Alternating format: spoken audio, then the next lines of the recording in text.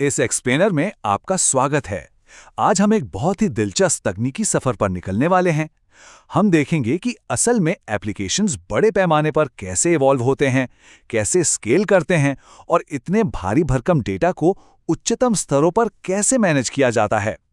बिल्कुल बुनियादी बातों से परे, चलिए सीधे मुद्दे की बात करते हैं। जरा सोचिए, क्या होता है जब किसी एप्लीकेशन का यूजर बेस इतना विशाल हो जाता है कि एक अकेला सर्वर उस ट्रैफिक के बोझ तले दबने लगता है। मतलब वो उसे संभाल ही नहीं पाता। शुरुआत में तो सब कुछ एक जगह पे बढ़िया काम करता है ना? लेकिन कल्पना कीजिए कि रातों रात ट्रैफिक में अचानक से बूम आ जाए। तब सिस्टम को क्रैश होने से बचाने के लिए और उसे एकदम मक्खन की तरह सुचारू रूप से चलाने के लिए हमें तुरंत कुछ नई और ठोस रणनीतियों की जरूरत पड़ती है। तो इस एक्सप्लेनर का हमारा रोड मैप कुछ इस तरह रहेगा। सबसे पहले हम यूजर बेस के बढ़ने पर बात करेंगे, फिर वेब और डेटा को अलग करने के तरीके पर, उसके बाद हम पारंपरिक रिलेशनल डेटाबेस को समझेंगे, फिर नॉन रिलेशनल डेटाबेस के विकल्पों को देखेंगे और अंत में एक सही डेटाबेस रणनीति चुनने पर चर्चा करेंगे। तो चलिए शुरू करते हैं। पहला भाग, यूजर बेस का बढ़ना। अच्छा, चलिए इसे थोड़ी गहराई से समझते हैं। देखिए, जब कोई एप्लीकेशन नया नया होता है तो एक ही सर्वर पर सब कुछ चलाना बड़ा आसान और किफ़ायती लगता है। लेकिन जैसे जैसे यूजर बेस बढ़ने लगता है, वो एक अकेला सर्वर इस बढ़ते भार को नहीं उठा सकता। ये एकदम स्पष्ट संकेत है कि अब सिस्टम को फैलाने का, यानी कई अलग अलग सर्वर्स को जोड़ने का समय आ गया है। एक सर्वर बस काफी नहीं है। दूसरा भाग, वेब और डेटा को अलग करना।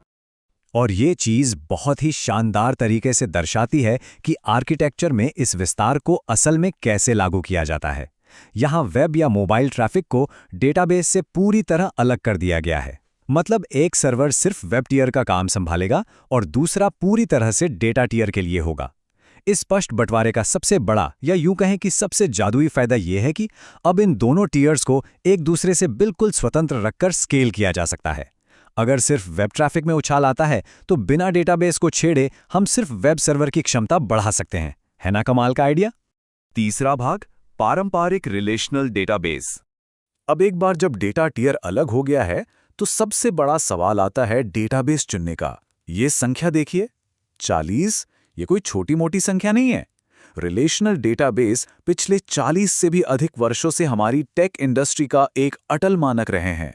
यही कारण है कि ऐतिहासिक रूप से देखा जाए तो ज्यादातर डेवलपर्स के लिए सबसे पहली और सबसे भरोसेमंद पसंद हमेशा से यही माने जाते हैं। अगर हम इनकी अंदरूनी तकनीकी कार्यप्रणाली पर गौर करें तो रिलेशनल डेटाबेस, जिन्हें हम RDBMs या SQL डेटाबेस भी कहते हैं, डेटा को बहुत ही साफ सुथरे और व्यवस्थित तरीके से टेबल्स और रोज यानी पंक्तियों में स्टोर करते हैं। और इनकी सबसे बड़ी खासियत वो है इनका SQL का उपयोग करके अलग अलग टेबल्स के डेटा को एक साथ जोड़ने की क्षमता, जिसे जॉइन ऑपरेशन कहा जाता है। ये पूरी व्यवस्था डेटा को एकदम सटीक, सुसंगत और त्रुटिहीन बनाए रखती है। इस पारंपरिक श्रेणी में कुछ बहुत ही जाने माने दिग्गज नाम शामिल हैं। MySQL, Oracle डेटाबेस और Postgres। ये ऐसे डेटाबेस हैं जो पूरी इंडस्ट्री में धड़ल्ले से इस्तेमाल किए जाते हैं। दुनिया भर की अनगिनत बड़ी बड़ी कंपनियों का बेशकीमती डेटा इन्हीं के सुरक्षित हाथों में रहता है। चौथा भाग, नॉन रिलेशनल डेटाबेस विकल्प। आइए आगे बढ़ते हैं और देखते हैं कि ये चीज़ यहाँ से कैसे विकसित होती है। पारंपरिक डेटाबेस तो हमने देख लिए, लेकिन आर्किटेक्चर की इस दुनिया में कुछ बहुत ही विशेष विकल्प भी तेजी से उभरकर सामने आए हैं। नॉन रिलेशनल डेटाबेस, जिन्हें आमतौर पर NoSQL के नाम से जाना जाता है, पूरी तरह से एक अलग ही दिशा में काम करते हैं।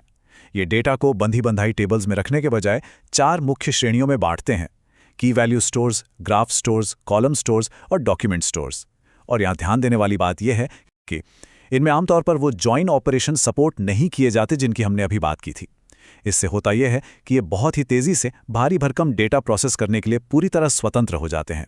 जब इन NoSQL डेटा स्ट्रक्चर्स को संभालने की बात आती है तो कुछ बहुत ही खास डेटाबेस मैदान में उतरते हैं। यहाँ CouchDB, Neo4j, Cassandra, HBase और Amazon DynamoDB जैसे नाम प्रमुख हैं। ये सारे के सारे कुछ खास तरह की डेटा ज़रूरतों को पूरा करने और बहुत ही विशाल पैमाने पर बेहतरीन परफॉर्मेंस देने के लिए विशेष रूप से डिज़ाइन किए गए हैं। पांचवा और अंतिम भाग, डेटाबेस रणनीति चुनना। अब इस तुलना के बारे में जो बात सबसे ज्यादा दिलचस्प है वो ये है कि ये दोनों मॉडल्स आमने सामने कैसे खड़े होते हैं।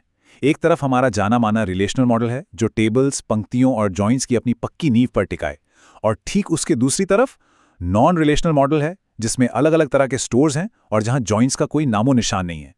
ये बुनियादी और संरचनात्मक अंतर ही वास्तव में इस बात की नींव रखता है कि किस परिस्थिति में हमें कौन सा डेटाबेस चुनना चाहिए। तो यहाँ सबसे महत्वपूर्ण बात ये समझना है कि हमें कब उस रिलेशनल डिफ़ॉल्ट रास्ते से हटकर नॉन रिलेशनल विकल्पों को चुनना ही पड़ता है।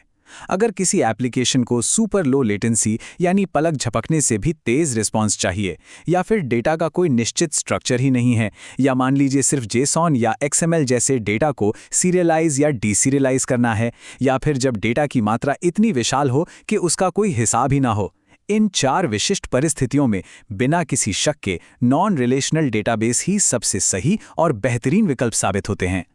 इस पूरी चर्चा के बाद जहन में एक बड़ा सवाल जरूर उठता है।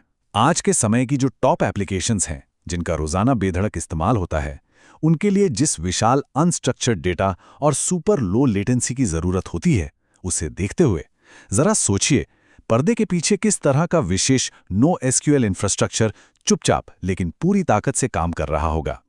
ये सिस्टम आर्किटेक्चर और स्केलिंग की दुनिया का एक ऐसा पहलू है जो हमेशा नई तकनीकी संभावनाओं को जन्म देता है। इस एक्सप्लेनर में हमारे साथ इस सफर पर चलने के लिए बहुत बहुत धन्यवाद।